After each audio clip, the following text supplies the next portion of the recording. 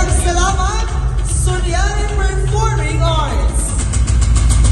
Sa mga sa pa, maaming puntan kanatong kanan ug alam sa atong mga pinalanggang bisita, marimbayong pag-abot dinhi sa Malambuong probinsya sa Misamis Oriental o sa mabungaong dakbayan sa Cagayan de Oro.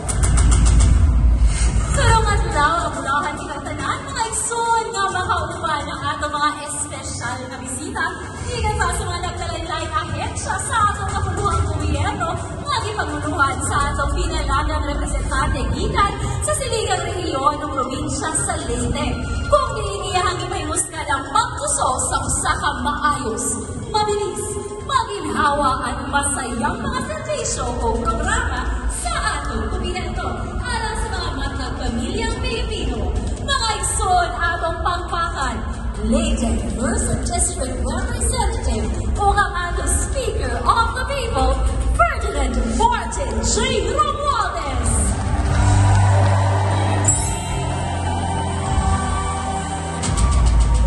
Kaubansap nato karong adlaw ang mga nahimong nga timpayayon sa atong nasyonal na pagkamahalan sa pagpaniguro nga mamahimong malampuson ang duha ka adlaw natong Bagong Pilipinas Servicio Fair dinhi sa dakbayan sa Cagayan de Oro. Ang atong mga lideres sa atong probinsya o distrito, Misamis Oriental, Governor Peter Unavia, Cagayan de Oro 2nd District Representative Rufus Rodriguez, o ang mauna sa pagdala o pag-organisa sa atuang duha ka adlaw nga Bagong Pilipinas Servicio Fair, Cagayan de Oro 1st District Representative Attorney Lorna Suwan.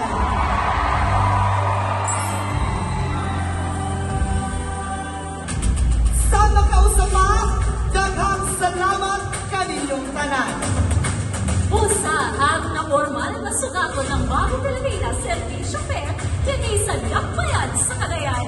Atong paminawon ang pangunang mensahe gikan sa atong Cagayan de Oro 2nd District Representative, Congressman Rufus Rodriguez.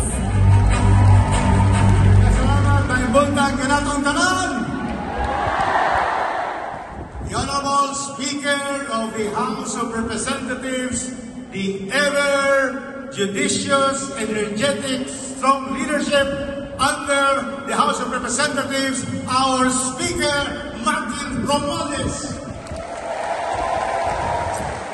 Our host for today's event, no other than our good leader of the 1st District of Cagayan de Oro, Lorna Suwan.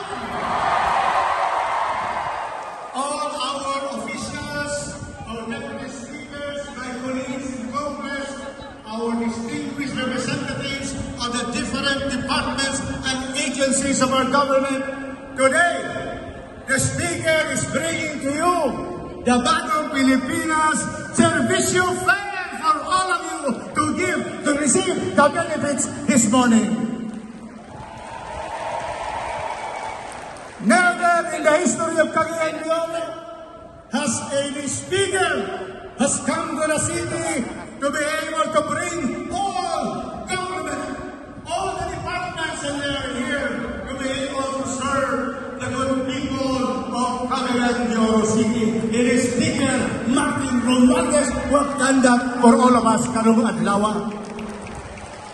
So we thank him because this particular Bagong Pilipinas Servicio Fair will give you what you need. DSWD is here, DOLE is here, DTI is here, all the departments are here. And so we are very honored and privileged that no less than the Speaker of the House is with us with all our congressmen supporting him. Mahatag ang inyong mga kinahanglanon karong adlaw o kini akong pasalamatan nato si Speaker Martin Romualdez. Salamat.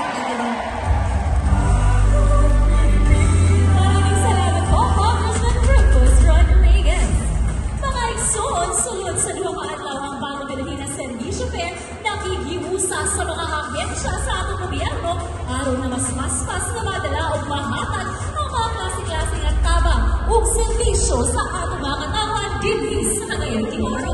Kini sa kapamaagi ang napadayon natong matanong ng mga liso sa paglaom o panagiusap sa matang komunidad sa atong ginabisita. Kung aron nga mas maswerte namin tanan kung unsa ang tumong o kinuha sa Bagong Pilipinas Servisyo Fair atong kinilang tawon. Narinig mo na ba ang Bagong Pilipinas Servisyo Fair? Ito ay ang pinakabagong programa ni Pangulong Ferdinand Marcos Jr. na may pangkalahatang layuning mapalapit sa mga ordinaryong Pilipino ang mga pangunahing serbisyo ng pamahalaan. Sa pamamagitan ng serbisyo karama na ito, malilibot ng mga ahensya ng gobyerno ang lahat ng probinsya upang ihatid ang lampas 100 mga programa at serbisyo. Magkakaroon ng 2 araw na karavan ang bawat probinsya upang masiguradong mapaglilingkuran ang libo-libo nating mga kababayan ng mga tulong tulad ng social services, livelihood and educational opportunities, regulatory functions, at iba pang serbisyo ng gobyerno na dapat pakinabangan ng bawat Pilipino. Sagot din namin ang inyong entertainment sa dala naming pasasalamat concert kasama ang mga sikat na mga banda, artists at performers ng bansa. Huwag palagpasin ang pagbisita namin sa inyong mga probinsya at siguraduhin isa ka sa makakabenepisyo ng aming ganitong serbisyo. Sabay-sabay tayong babangon at pagtagumpayan ang hangat na pagbulan tungo sa maayos, maginhawa, mabilis at masayang Bagong Pilipinas. Ang Bagong Pilipinas Servisyo Fair nagapamatuon lamang nga pinaagi sa atong padayong panagiusa, panagtinabangay o pag-aton sa mga tsaka o saktong mga serbisyo pinaagi sa tapat o tinun-anay na pag-alagad sa matang Pilipino. Magpabiling buhi sa atong matang kasing-kasing ang tinuod nga esensya sa bayanihan. Bisan unsa pa man ang mga hagit sa panahon, bisan asa o bisan kanusa, kita nagpabiling likod. Pusa sa kiningatag na ako sa paminawon ang mensahe sa pagpasalamat gikan sa atong pinalagang representante gikan sa atong distrito. Atong mambakan, Cagayan de Oro 1st District Representative Attorney Lordan Suwan. Salamat Cagayan de Oro, may buntan. Dako kayo nato ni nga garbo maatong gi-welcome ang atoang Speaker of the People, the Speaker of the House of Representatives, Ferdinand Martin Romualdez